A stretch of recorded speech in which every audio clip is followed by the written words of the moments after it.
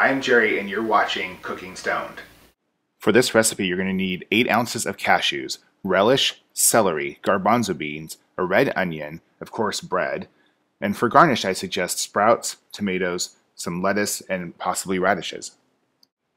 Drain and rinse your garbanzo beans and then mash them with a fork. Add 1 cup of cashew cream. You can purchase this from the store, but it's actually really simple to make on your own. I'll put a recipe in the show notes. Finally, chop 2 celery stalks. Add your ground mustard, the relish, and the chopped celery. Add some minced red onion.